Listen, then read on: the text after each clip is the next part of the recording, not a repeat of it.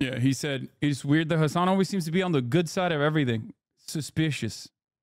Sadly, clip chimped out of context and the hate is not related to what comes up on occasion. That is a definite part of it as well. Kick drama. I suspect that the kick drama is going to have me in the Philly D thumbo. We made it again. +1 thumbo, baby. Beautiful bastards. Welcome back to the Philip DeFranco Show. You daily dive into the news, and I got an extra, extra large show for you today. So how about you buckle up, hit that like button in the throat, and let's jump into it. Starting with, in big 88 views 52 seconds ago. Chatters are so quick with it. the internet drama news, we need to talk about Kick, right? And they're the streaming platform that's kind of known for two things. One, it's where seemingly a lot of people go when they get kicked off of the other platforms. And two, they have just thrown down so many. Wait, hold on. This guy checking in for more L takes from a leftist brainlet. Checking in for L takes. Subscribe for more L takes. Another October 7 lever. We're going to unban him because he's got some good takes. He said 2.3K viewers for L takes. I think, couldn't even count properly. I don't know what's happening there, but respect to this guy. But notice how, like, is this a 10?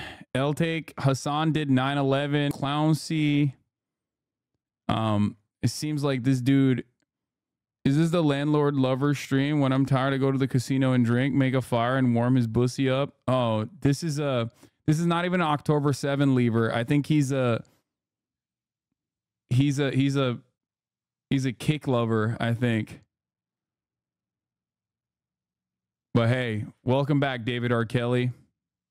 All right, let's talk about this kick For streamers. I mean, we're talking about reportedly millions and millions of dollars luring some of the biggest names over to the platform. But now they're in the news.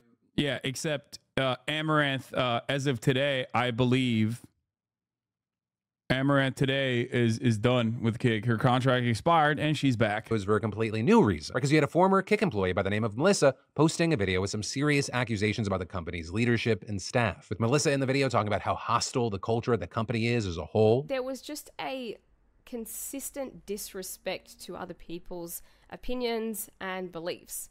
And this went as far as to just consistently hearing the F slur. And not even just in jest, like as a joke. It was specifically, targeted towards people that it was supposed to discriminate against. Even so much as to walk past the socials room, the guys that run the, Kick streaming and Kick community, and hear the N-word just dropped. Hard R.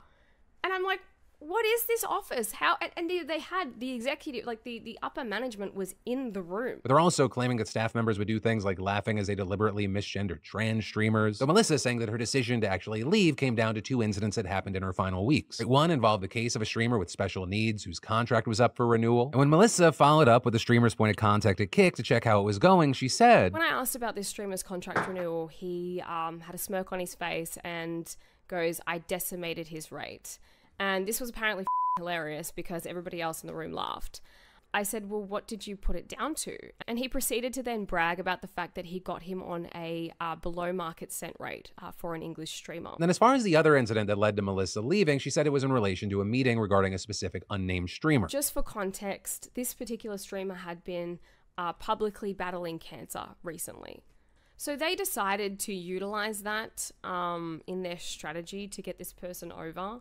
The conversation very quickly became quite sinister. The quote that I remember hearing was, we can get her on Kick streaming steak for a relatively low price because she probably thinks she's going to die soon and she'll want to leave more money for her family. With Melissa then going on to talk about children's safety on Kick and the way the company allegedly mishandled that, and claiming they don't even know their own policies. Before I got there was no verification process for if somebody was underage.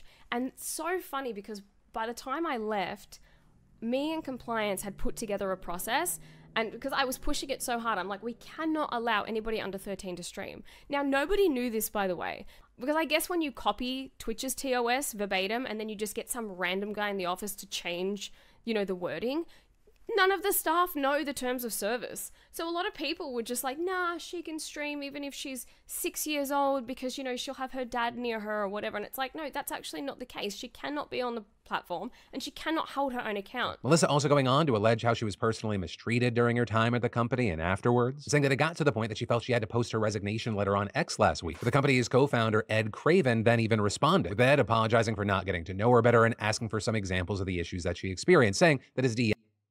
Don't worry, the juicer did an investigation on himself and found nothing wrong with the company he gets paid $100 million for.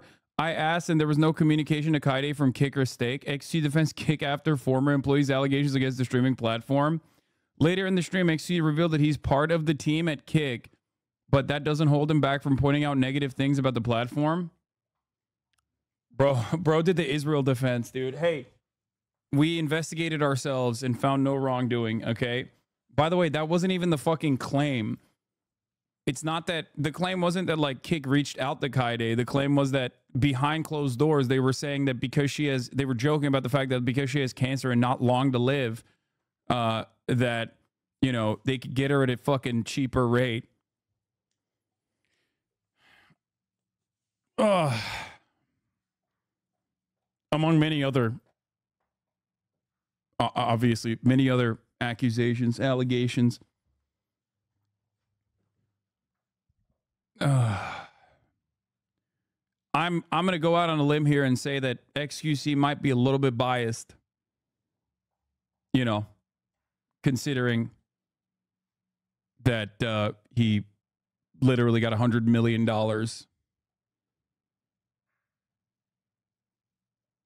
I don't know.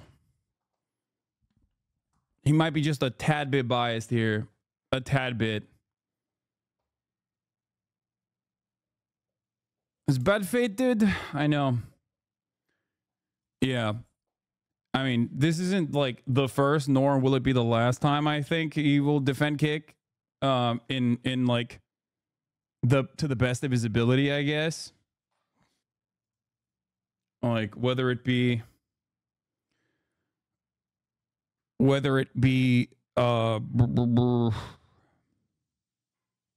like random Kick streamers that are doing like insane shit that he seemingly finds himself on the wrong side of on issues, from Drake all the way down to that random.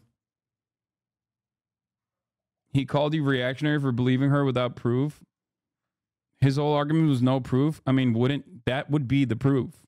The proof is what she's saying. Like it's personal testimony from a person who was in the room.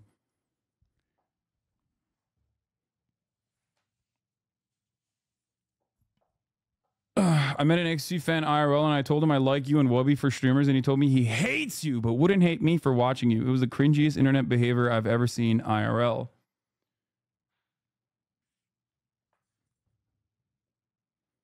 Excuse yet to say the N-word live since defending Divorcilli. Yeah, he won't say it, but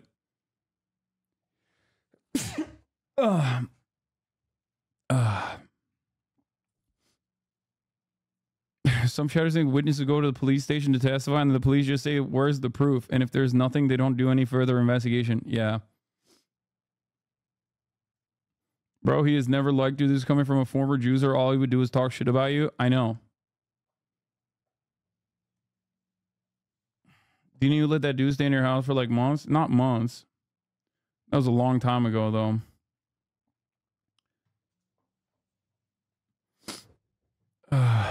He was trying to defend this yesterday. His chat was not buying it. Yeah, the more he does this, the more people fucking get mad at him in his own community. I don't think he realizes that.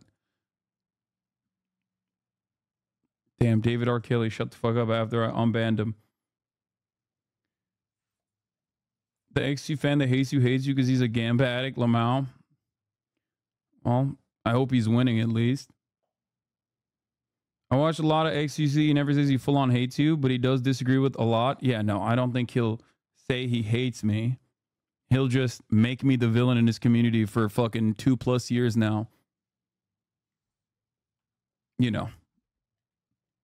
He won't openly be like, I hate that. I hate him.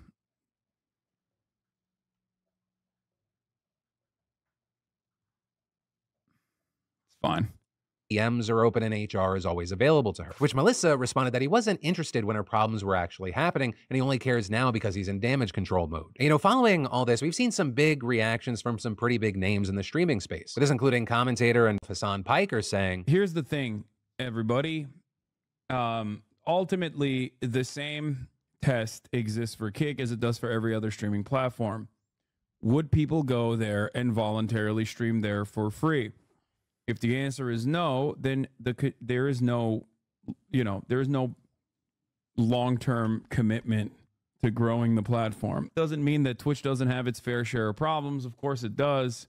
It's just that, you know, at least it's not a platform that is genuinely trying to market itself as the place to go to when you get banned out of every other platform for doing sometimes crimes, like literal crimes. When the bag dries up, you will see what streamers truly feel about this platform. And then specifically regarding Melissa's story regarding the streamer with cancer, he said, when you think about it, I feel like that kind of like bloodless opportunism is like somewhat expected from any kind of corporation, I guess. You know, it's demon.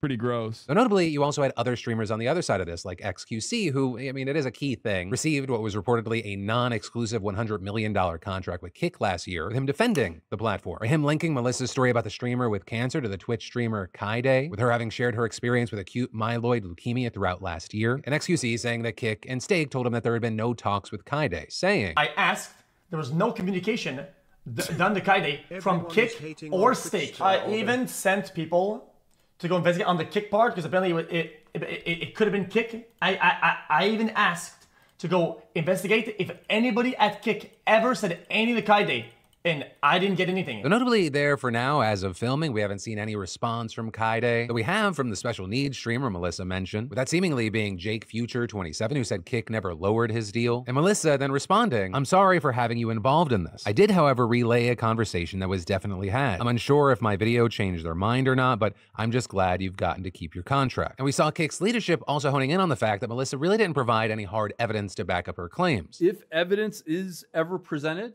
we will 100%. We take the allegations seriously. We're continuing to investigate them internally. And this is with despite, like, you know, evidence being presented. So that's something that's very, very important to this team, that it doesn't matter that these are allegations. What matters is getting down to, is this stuff really happening? But he went on to say that none of these complaints have been brought up internally. But, you know, with all that said, I got to pass the question off to you. Where do you land on this? What are you thinking? And then if you're making or even posting how does a grown fucking man have frame paintings laying on the floor? He's just chill, dude. Wow, this would all be compelling stuff if we didn't watch what we watched last night. Yeah. The counter to all of this stuff is just basically looking at the Jawbreak video, which I will not ask you to go through ever again. And I will hopefully never have to go through ever again.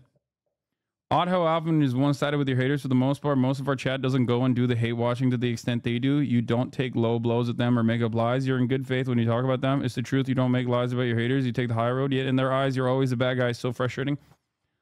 I think for many people, for many people, I think it's like, what was it? Was it XUC that once said, like, Hasan is always on the right side of issues, on the good side of issues, it seems. Like, what the fuck is that about? And it's basically a revelation that, like, a lot of these people do recognize that there's a right and wrong, and they think that it must be fake. Like, I must be grifting, or I must be presenting issues in some way because I'm, like, audience captured, or there is no real way that I would advocate for the things that I advocate for. Yeah, he said, it's weird that Hasan always seems to be on the good side of everything. Suspicious. Sadly, clip chimped out of context and the hate is not related to what comes up on occasion. That is a definite part of it as well. The question always is like, if I'm grifting, why wouldn't I grift to the right?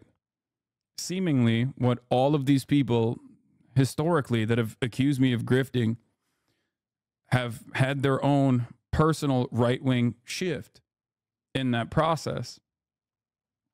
I'm waiting for the perfect moment, for the perfect opportunity. If I'm grifting and have no real convictions. What? Is this the clip? I hate when you guys saying somebody's on your side, he's defending you. I hate when people do that. It's really, really dumb. Like, it's appalling that people can't see PR Andes these days. I hate it. I'm just say it. A lot of people are literally PR Andes. Hasan, Ludwig, Mezi, like it's just PR Andes. Like, just small, tiny lies that look like they're on the good side, and you just eat it up. It's just weird.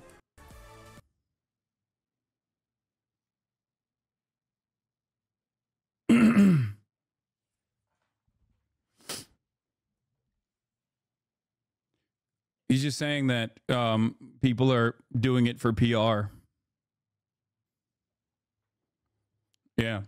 When I was doing such great PR when I said America deserved 9/11.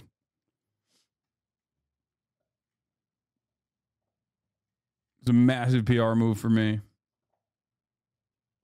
Bro, did you and Lud help him out when he was in a low place? Yeah, I mean, I don't think he has the same level of smoke for Ludwig. Ludwig definitely does do a much better job of managing relationships like that.